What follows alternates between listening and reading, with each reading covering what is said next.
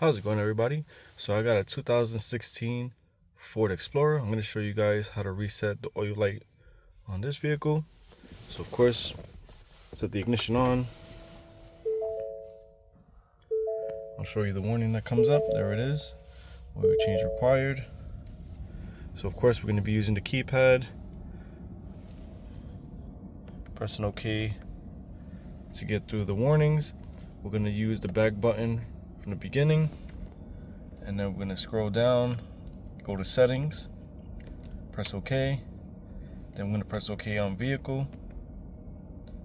Then we're going to scroll down until we get to oil life, press OK, and then you're going to see the remaining life. You're going to hold the OK button.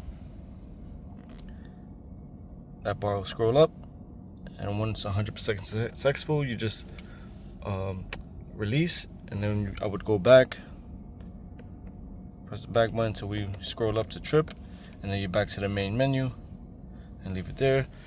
If this helped, leave a like, subscribe. Have a good one.